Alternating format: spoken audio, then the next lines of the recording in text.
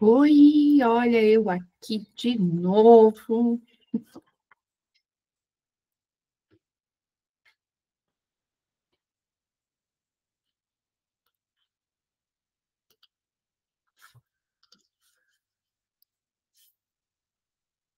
Continuando, então, os nossos estudos, né?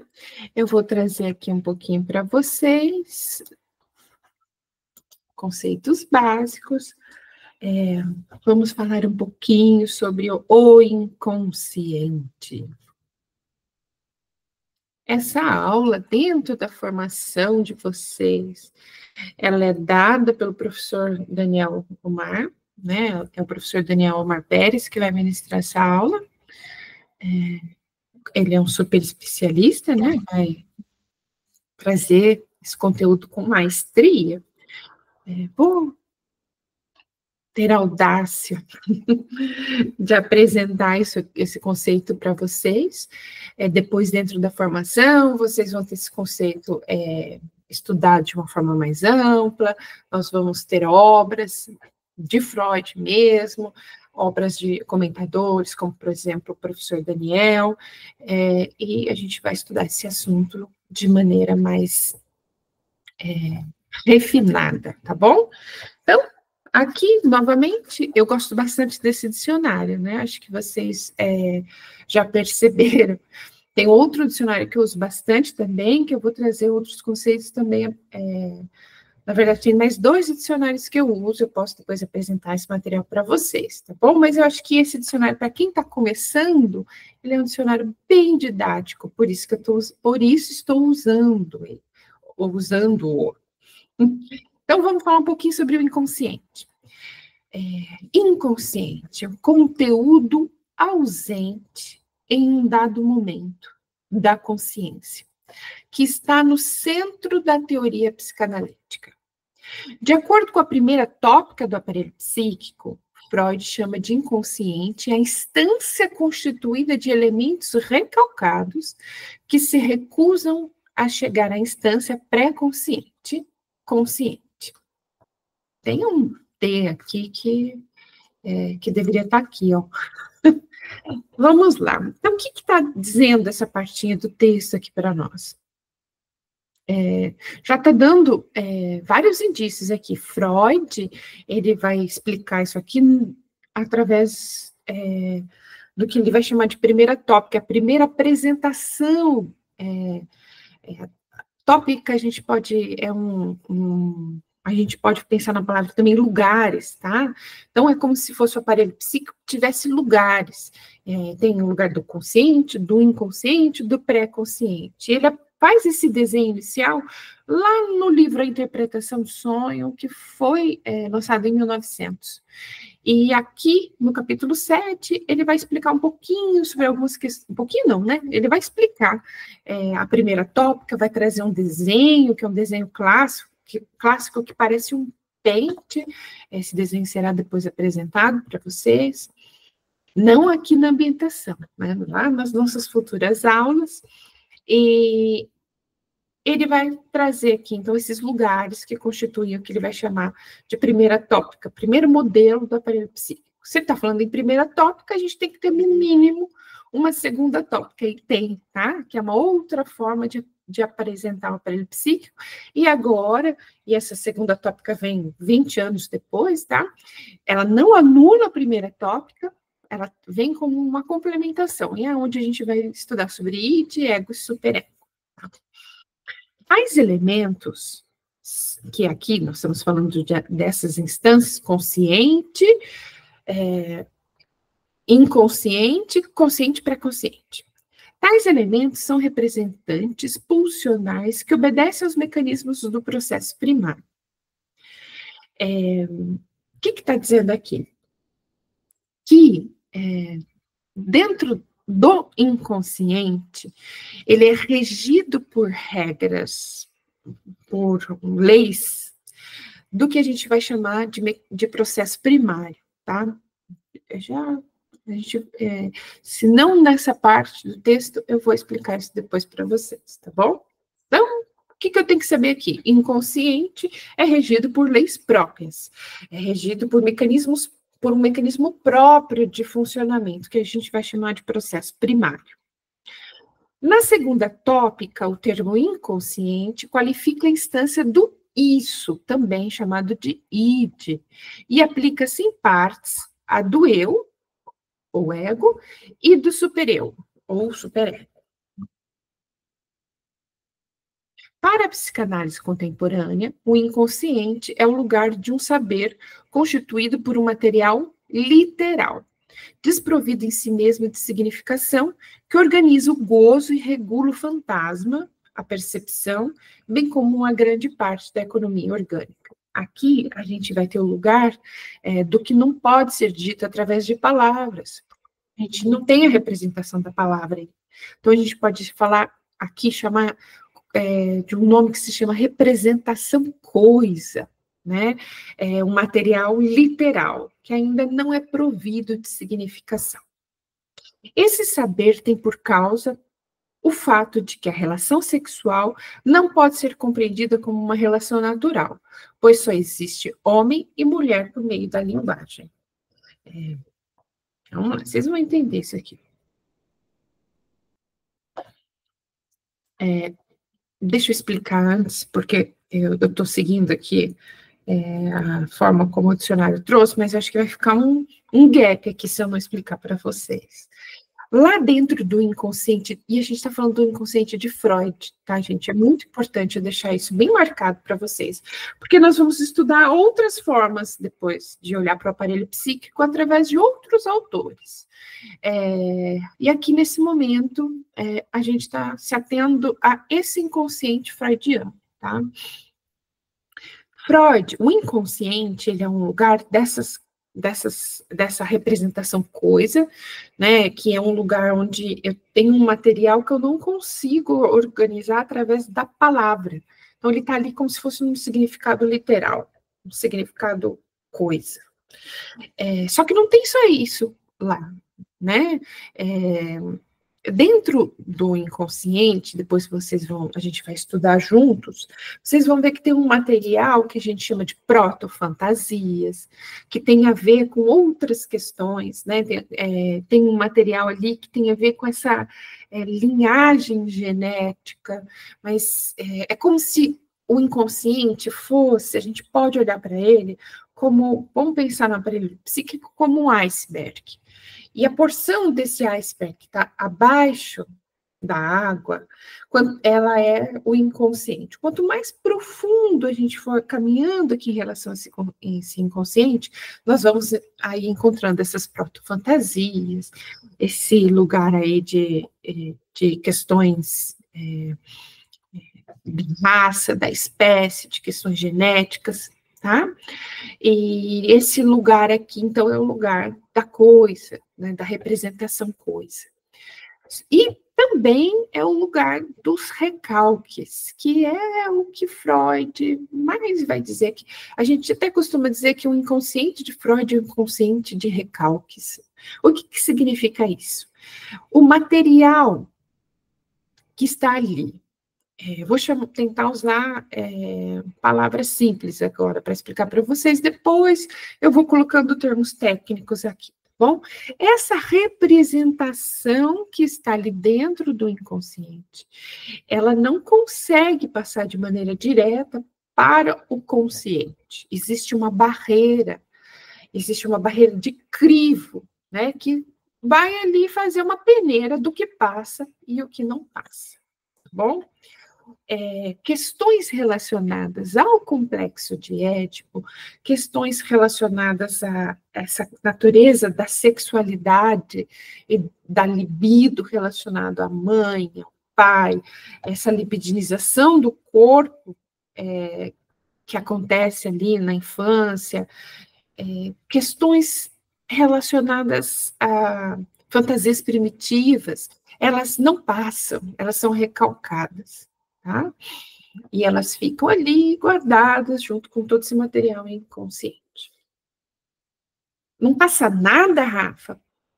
Passa disfarçado, bem disfarçado, modificado, e uma das funções do terapeuta é essa, é cifrar isso aí, que está decifrar esse material que está cifrado, né?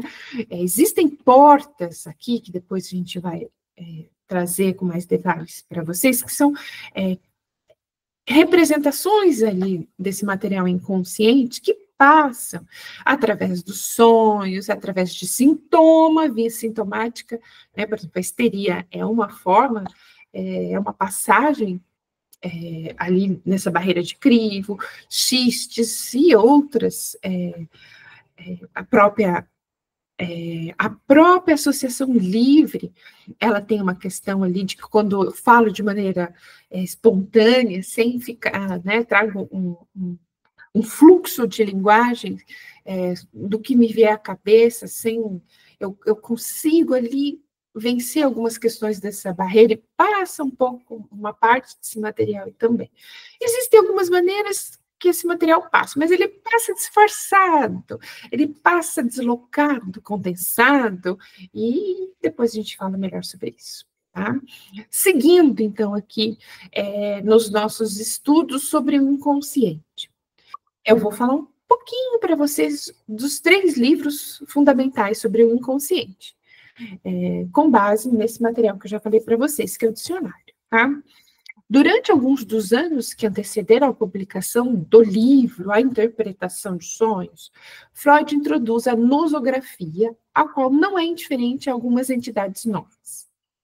Descreve a neurose de angústia, separando-a da categoria bastante heteróclita da neurastenia. Isola pela primeira vez a neurose obsessiva e propõe o conceito de psiconeurose de defesa, no qual é integrada a paranoia. Rafa do céu, tá difícil isso aqui. Nossa, eu vou repetir para vocês essa informação. Vocês vão ter um clube de leitura na formação que é ler Freud do zero. E a gente vai passeando, tá? Neurose de angústia, essa questão da neurastenia, as neuroses atuais, como se apresenta isso dentro das obras. Então, fica uma dica aqui. Vocês vão ter que entrar nesse material inicial, ajuda bastante essa leitura da obra freudiana desde o zero. Mesmo que seja de uma maneira resumida, mas vocês vão tendo aqui um corpo teórico maior. Né? O que é neurose de angústia? Onde que apareceu agora essa palavra neurastenia? De onde vem isso? Respirem, vocês vão ver tudo isso em detalhes. A dica inicial que eu dou para vocês entrem no clube de leitura, ler Freud, tá? Porém, sua principal tarefa é a autoanálise, termo que irá empregar por pouco tempo, né? Isso aqui é algo que eu já falei para vocês, acho que aqui nos slides anteriores. Ele começa com essa ideia de autoanálise, mas logo ele vê que não se trata disso, não é possível uma autoanálise, tá? Eis o que diz sobre isso na carta que ele endereça ao amigo Fliss, em 14 de novembro de 1897. Minha autoanálise continua sempre em projeto. Agora, compreendi o motivo. É porque não posso analisar a mim mesmo, a não ser me servindo de conhecimentos adquiridos objetivamente, como para um estranho. Olha que legal, o que ele está querendo dizer, não tem como. A não ser que ele se olhe como um terceiro. Quando ele escreve as cartas a Fliss, ele coloca o Fliss no papel como se fosse de um analista. E a gente pode dizer que Fliss, de uma certa maneira, foi, então, um analista de Freud, tá? Ele endereçava tudo isso para alguém. E, então, aqui a gente não está falando mais em autoanálise, tá bom? Uma verdadeira autoanálise é realmente impossível. De outro modo, não haveria uma doença, né? O encontro com Fliss remonta a 1887. Freud começa a analisar sistematicamente seus sonhos a partir de julho de 1895. Tudo se passa como se Freud, sem antes se dar conta disso, tivesse utilizado Fliss como intérprete para efetuar sua própria análise. Continuando aqui na história de Freud, seu pai morre em 23 de outubro de 1896. Poder-se-ia pensar que tal acontecimento não foi estranho à descoberta do complexo de Édipo, do qual se encontra um ano mais tarde na carta a Fliss, de 15 de outubro de 1897, a seguinte primeira formulação esquemática. Ocorreu-me ao espírito uma única ideia de valor geral. E aqui a gente tem o complexo de Édipo, já como uma outra parte fundamental da construção teórica de Freud. Tá? Encontrei em mim, como em todo lugar, sentimentos de amor para com minha mãe e de ciúmes para com meu pai. Sentimentos que são, acho eu, comuns a todas as crianças pequenas, mesmo quando seu aparecimento não é tão precoce como nas crianças que se tornaram histéricas. De uma forma análoga à da romantização original nos paranoicos, heróis e fundadores de religiões. A gente está falando de complexo de Édipo. Então, vamos lá, seguindo aqui. Se isso for assim, pode-se compreender, apesar de todas as objeções racionais que se opõem à hipótese de uma fatalidade inexorável, o efeito percebido em Édipo Rei. Também se pode compreender porque todos os dramas mais recentes do destino deveriam acabar miseravelmente. Mas a lenda grega percebeu uma compulsão que todos reconhecem. Por quê? Porque todos a sentiram. Cada ouvinte foi um dia, em germe, em imaginação, um Édipo. Édipo, o complexo de quem, né? Ninguém escapa. E espanta-se diante da realização de seu sonho, transportado para a realidade, estremecendo conforme o tamanho do recalcamento que separa seu estado infantil do seu estado atual. Vou repetir. O tamanho do recalcamento que separa seu estado infantil do seu estado atual. Olha aqui o recalque acontecendo ali, devido a essas questões incestuosas do complexo de Édipo. E é ele que separa, né, esse homem criança do homem adulto. Né, é ele que dá condições para que esse homem entre num campo que a gente vai chamar de campo da neurose, que é um campo que eu vou colocar entre aspas aqui, de todos nós, da normalidade, vamos dizer assim. E a gente vai ver que a neurose não tem nada de normalidade, é como o que Freud está colocando aqui, está propondo, é como se não tem, né? Todos são doentes, todos são no mínimo neuróticos, tá bom? A ruptura definitiva com Fliss ocorrerá em 1901. Em 1900, foi publicada a Interpretação de Sonhos. O postulado inicial introduz uma ruptura radical com todos os discursos anteriores. O absurdo, a incongruência dos sonhos não é um acidente de ordem mecânica. O sonho tem um sentido. Esse sentido está escondido e não decorre das figuras utilizadas pelo sonho, mas de um conjunto de elementos pertencentes ao próprio sonhador, fazendo com que a descoberta do sentido oculto dependa das associações produzidas pelo sujeito. O sonho é a maior via de acesso, é a maior porta de acesso ao inconsciente. O sonho, ele tem toda essa questão dessas representações que vêm bastante modificadas, bastante deslocadas, condensadas, e que depois vão ser decifradas dentro de um processo analítico em conjunto com o seu paciente.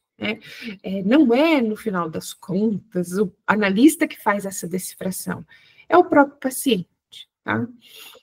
Exclui-se, portanto, que esse sentido possa ser determinado sem a colaboração do sonhador.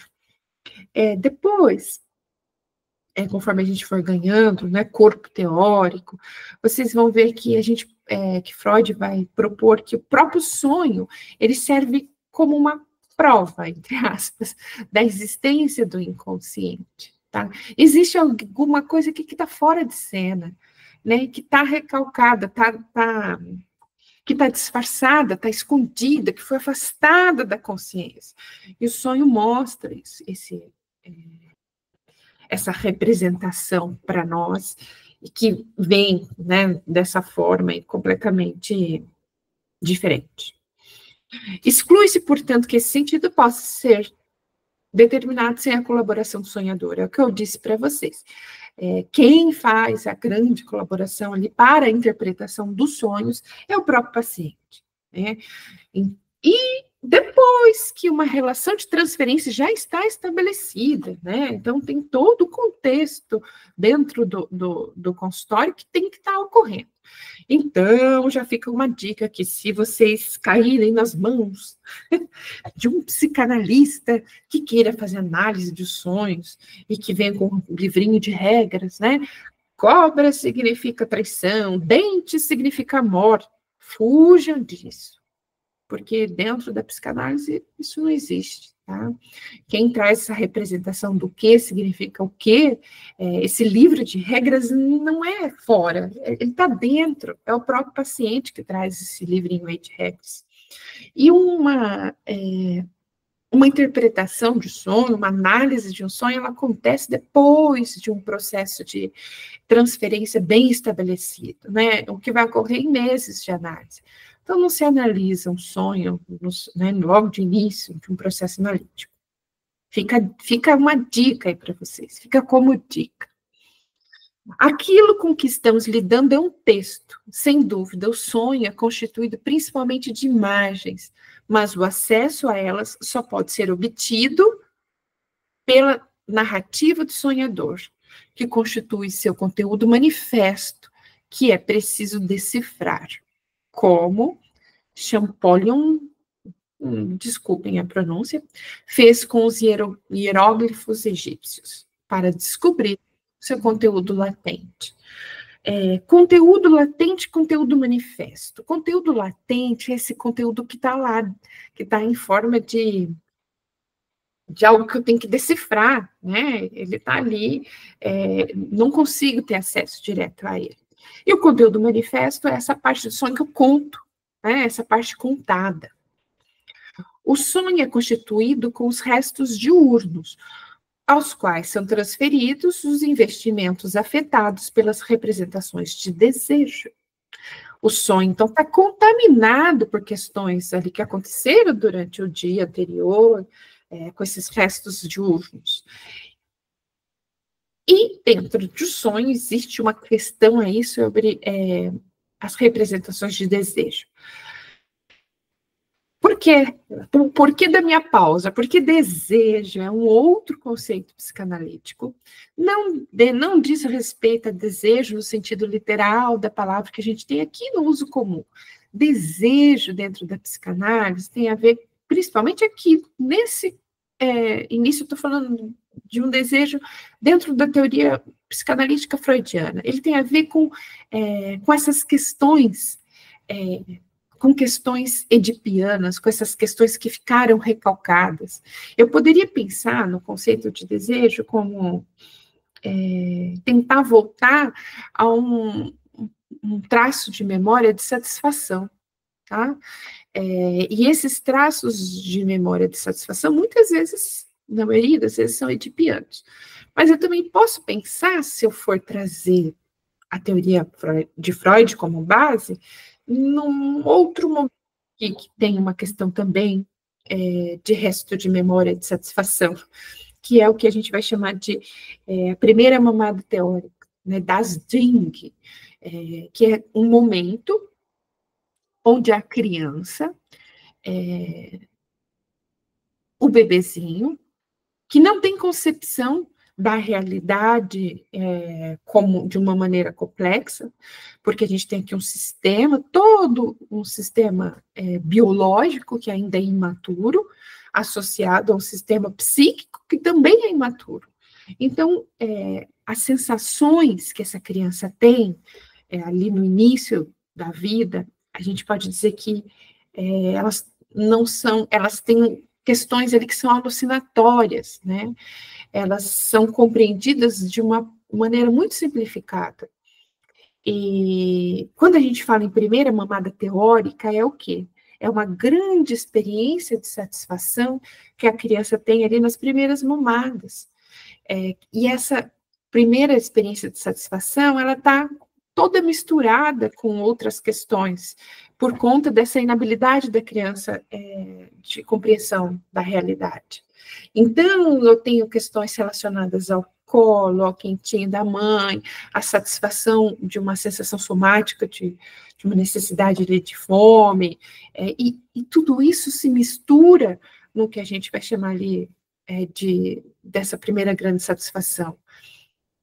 E depois, como não tudo que está dentro desse traço de memória aconteceu de fato, né, tem uma experiência alucinatória aí no meio, eu não consigo reproduzir isso dessa maneira exata, nunca mais, tá? Então, é como se existisse um momento enorme de satisfação, um momento muito prazeroso, que fica ali como um registro que eu não consigo reproduzir, tá? A gente vai falar novamente de Das Ding em outros momentos, e aí eu posso usar termos mais técnicos para explicar isso de uma forma melhor para vocês também, tá? O que eu queria que ficasse claro aqui, que desejo tem a ver com isso, com volta esses traços minêmicos de satisfação, tá? Esses traços estão presentes ali nas Das Ding, estão presentes de forma ainda mais intensa ali nas questões relacionadas ao complexo de Édipo. O sonho, ao mesmo tempo que protege o sono, assegura de uma forma camuflada uma certa realização de desejo. Olha o que eu estou trazendo para vocês. O sonho pode ser uma via de satisfação desses desejos infantis recalcados, tá? Ainda que de maneira camuflada. A elaboração do sonho é feita por técnicas especiais, estranhas ao pensamento consciente, que são mecanismos de defesa, né? A condensação e o deslocamento. Condensação, o mesmo elemento representa vários pensamentos do sonho, então eu condenso alguns elementos, e o deslocamento, ele funciona de uma forma metafórica, tá? Ou metonímica, né? Mas aqui quer dizer um elemento é colocado no lugar de outro elemento. A gente pode pensar de uma forma metafórica. Resulta dessa concepção do sonho uma estrutura particular do aparelho psíquico que foi objeto do 7º e último capítulo. Aqui ele está falando do capítulo 7 do livro A Interpretação dos Sonhos, né? Ele vai explicar o aparelho psíquico nesse capítulo, vai falar ali dessas questões que a gente está trazendo aqui, que estão citadas no dicionário.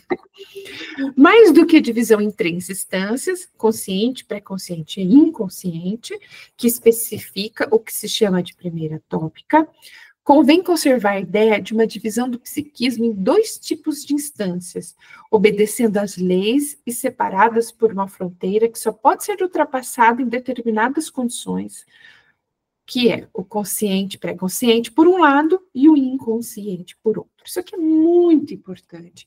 Ele está querendo dizer que eu posso dividir essas instâncias em 2 grupos. Um grupo é o inconsciente, e o outro é o consciente pré-consciente. Tem algo aqui que não deixa esses 2 se misturarem. Vamos pensar como se fosse água e óleo. As leis que regem o inconsciente são diferentes das leis que regem esse sistema consciente, pré-consciente, tá? Há uma barreira que separa esses 2. E quando surge essa barreira?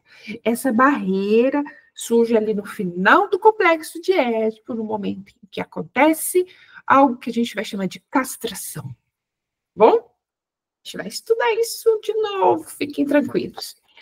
Esse corte é radical e irredutível. Nunca poderá haver síntese, mas apenas tendências à síntese. O sentimento próprio ao eu da unidade que constitui nosso mental não é mais do que uma ilusão.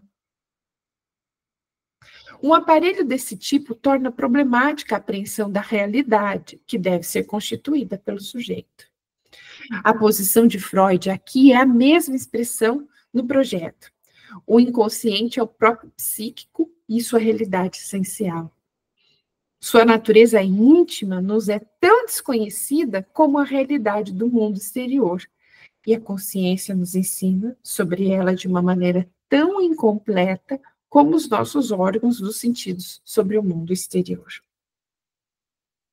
Para Freud, o sonho se encontra em uma espécie de encruzilhada entre o normal e o patológico, e as conclusões concernentes ao sonho serão consideradas por ele como válidas para explicar os estados neuróticos. Nós teremos continuação de tudo isso, fiquem tranquilos, tá? A psicopatologia da vida cotidiana, aqui, gente, eu vou trazer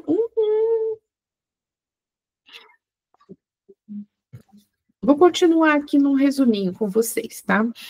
A psicopatologia da vida cotidiana, que é uma publicação de 1901, ela também é bastante importante aqui nessas obras que a gente está trazendo inicialmente.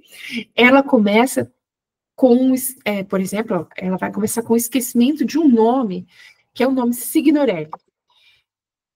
Análise já publicada em Freud em 1898. O esquecimento associa em sua determinação tanto os motivos sexuais como a ideia de morte.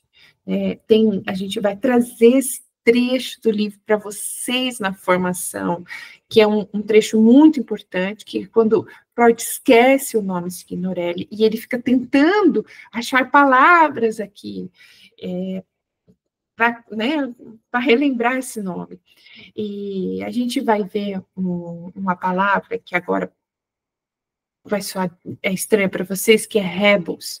E vocês vão ver, a gente vai trazer um pouquinho sobre isso quando a gente for falar de sonhos para vocês, e sobre esse esquecimento, né? Eu pego recortes para tentar lembrar de alguma coisa, e esses recortes, eles têm uma importância muito grande quando a gente vai fazer essa análise do inconsciente. Está trazendo ideias aqui, ideias sobre a morte, ideias de motivos sexuais.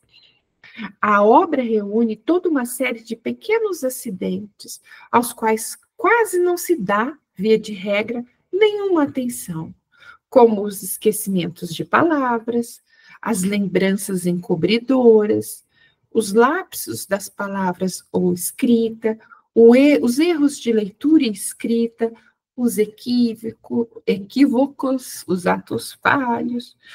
Tudo tem um porquê.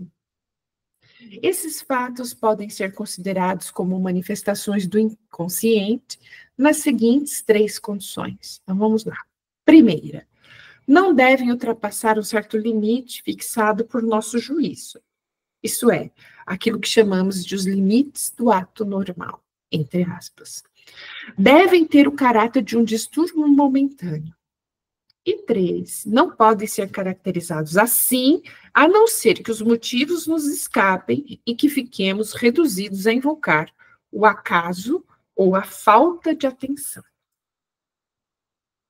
Ao colocar os atos falhos na mesma categoria das manifestações das psiconeuroses, damos um sentido e uma base a 2 afirmativas que se ouve repetir com frequência. Que entre o estado nervoso normal e o funcionamento nervoso anormal, não existe um limite claro e marcado. Todos os fenômenos em questão, sem nenhuma exceção, permite que se chegue aos materiais psíquicos reprimidos incompletamente e que, embora recalcados pela consciência, não perderam toda a possibilidade de se manifestar e de se exprimir. Muito legal, né? Então, depois de ato falho, a gente vai ver uma gotinha aqui de xistes. Os xistes e sua relação com o inconsciente. Então, o terceiro texto, esse terceiro texto é publicado em 1905. Diante desse material longo e difícil, alguns se perguntam por que Freud tinha julgado necessário acumular uma quantidade tão grande de exemplos com uma classificação complicada, sem dúvida, porque suas teses eram difíceis de pôr em evidência. Eis as principais. O espírito reside apenas na expressão verbal. Os mecanismos são os mesmos do sonho, que é a condensação e o deslocamento. O xiste também, né? Ato falho, xiste, sonhos, sintomas, tudo isso são aquelas portinhas, né? São aquelas vias de acesso que eu posso encontrar aqui desse material recalcado que vai conseguir passar para o consciente. Mas ele não passa de forma integral, ele vai passar de maneira quebrada, vai sofrer essa quebra e vai estar disfarçado, muito disfarçado, através de alguns mecanismos de defesa, que são a condensação e o deslocamento, principalmente, tá? O xiste tem deslocamento e condensação, o sonho tem deslocamento e condensação, os atos falhos têm deslocamento e condensação, bom? O prazer que o espírito engendra está ligado à técnica e à tendência satisfeita, hostil ou obscena. Porém, um terceiro ocupa, sobretudo nele, um papel principal. E é isso que o distingue do cômico. O espírito, em geral, precisa da intervenção de 3 personagens. Aquele que faz a palavra, aquele que se diverte com a verve hostil ou sexual, e, enfim, aquele no qual é realizada a intenção do espírito, que é de produzir prazer. Finalmente, só é espirituoso aquilo que é aceito como tal. Compreende-se, então, a dificuldade para traduzir a palavra alemã Witz, que não encontra equivalente em francês, mas também a dificuldade de seu manejo em alemão, por aquilo que acaba de ser lembrado e pela diversidade dos exemplos utilizados. Histórias engraçadas, xistes, trocadilhos, etc. Posso dizer tudo brincando, inclusive a verdade. A especificidade do Witz explica a atenção que Freud tem em distingui-lo do cômico, distinção assim resumida.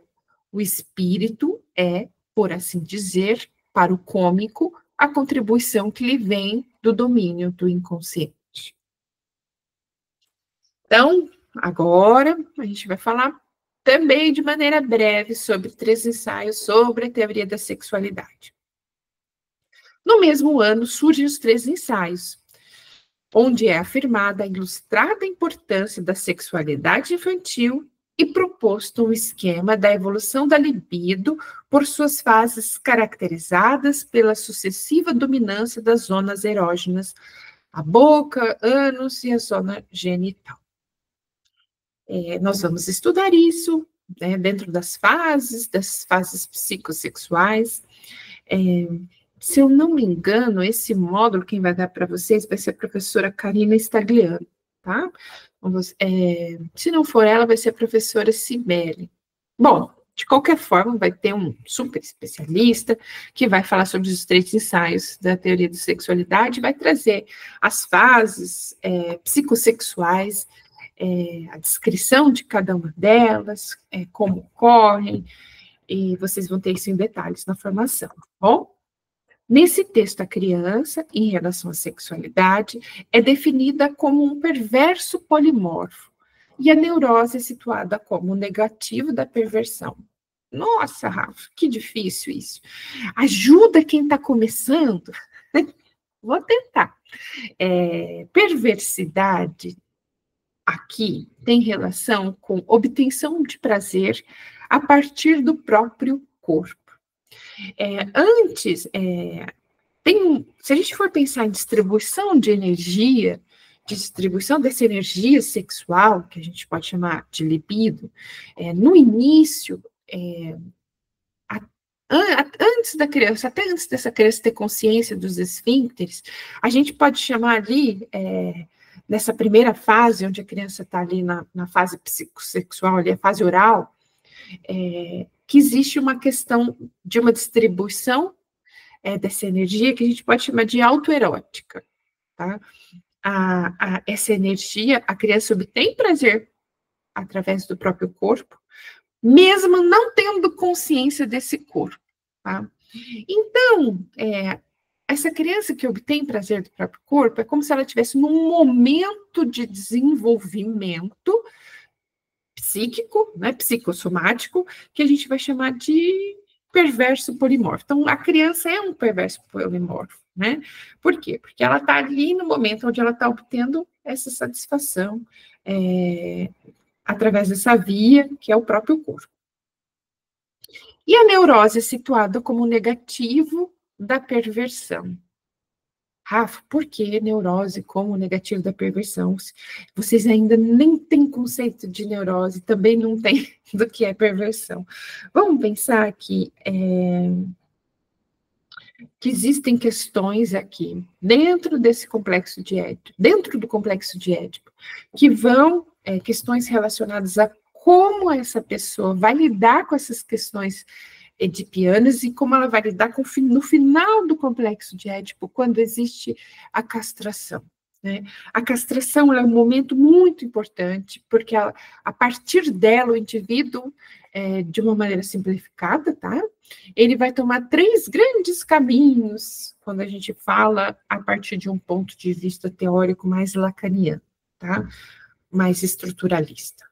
Ela pode se tornar, por exemplo, ali, ou um neurótico, ou um perverso, ou um psicótico. E o que vai fazer ela seguir por um desses 3 caminhos é a forma como vai acontecer, como ela vai entender, como ela vai elaborar as questões edipianas e a castração, tá? A neurose, ela segue um caminho que é um caminho diferente da perversão e diferente também da psicose. E a gente pode dizer que essas questões sexuais relacionadas, que acontecem na neurose, são, e como elas são, como elas acontecem e são processadas dentro da castração, acontece de maneira oposta a uma perversão, tá? Vamos pensar que dentro desse caminho de questões que são recalcadas e a como eu lido com esse recalque. Dentro da neurose e da perversão, acontecem aqui de maneiras opostas, tá bom? Entre 1905 e 1918. Em 1905, então a gente vai falar de algumas coisas, alguns acontecidos entre esses anos aqui, tá? Entre esses 13 anos aqui, 1905 e 1918. Em 1915, fragmento da análise de um caso de histeria, observação de uma paciente chamada Dora, centrada em 2 sonhos principais, cujo trabalho de interpretação ocupa a sua maior parte. Então, esses 2 famosos sonhos de Dora. Rafa, a gente vai ver isso? Vamos, a gente vai passar por essa parte lá, depois de maneira mais detalhada? Vamos, sim, tá? A interpretação dos sonhos de Dora tem um papel bastante importante aqui nesse desenvolvimento da teoria, tá? Nós vamos abrir isso aí para vocês mais para frente. Em 1909, análise de uma fobia de um menino de 5 anos, que é o pequeno Hans, Freud verifica a exatidão das reconstituições efetuadas no adulto. É muito, muito importante também esses estudos. Aqui, a partir da fobia do pequeno Hans, aqui lembrando que Freud não o pequeno Hans não esse menino não é de 5 anos analisado por Freud. O pai desse menino traz alguns recortes de algumas questões fóbicas e Freud faz uma interpretação aí usando a ponte, o pai como ponte, tá?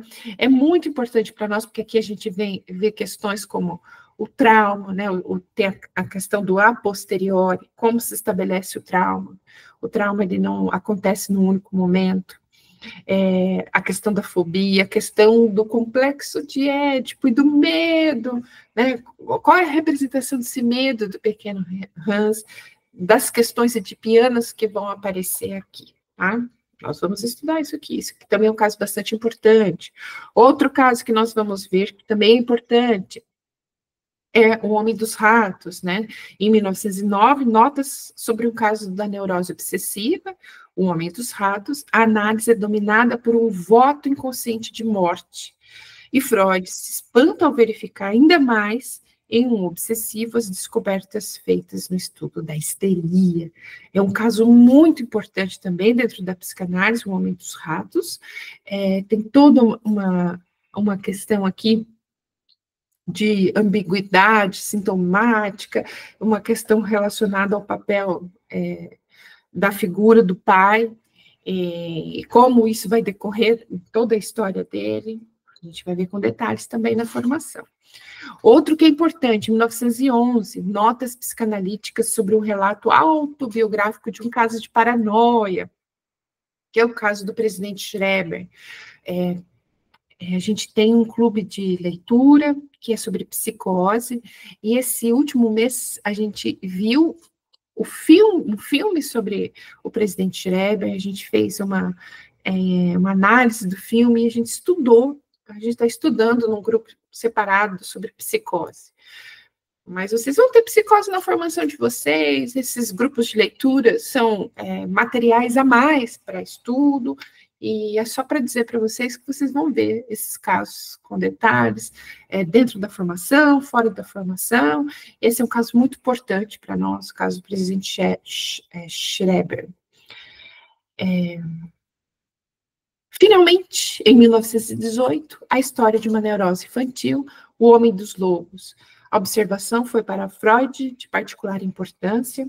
Ela fornecia prova da existência na criança de uma neurose perfeitamente constituída, seja ela aparente ou não, nada mais sendo a do adulto do que uma exteriorização e repetição da neurose infantil. Ela demonstrou a importância dos motivos libidinais e a ausência de aspirações culturais, ao contrário do que Carl August Jung, né? Ela forneceu uma exata ilustração da constituição do fantasma e do lugar na cena primitiva. Aqui é só dando uma passadinha, né, sobre essas principais obras, tá? É como se eu quisesse mostrar o esqueleto de tudo para vocês, e depois vocês vão ter oportunidade de preencher todas essas lacunas, tá bom? Convém assinalar que a solidão de Freud, que durou vários anos, terminou por volta de 1906, com a constituição da Sociedade das Quartas-Feiras, dia de reunião dos primeiros adeptos, logo transformada em Sociedade Psicanalítica de Viena. Em 1910, Freud funda a Sociedade Internacional de Psicanálise, cujo primeiro presidente foi Jung. E tá bom, né? É muita coisa, é bastante conteúdo. Eu ainda vou trazer aqui alguns outros conteúdos importantes, como conteúdo de transferência, né? Conceitos básicos fundamentais. Fiquem tranquilos, esse é o módulo de ambientação, é a apresentação dos principais temas para vocês, e nós, durante a formação, a gente vai ter muitos e muitos meses para abrir tudo isso e estudar junto com vocês, toda essa parte teórica. Até os próximos slides.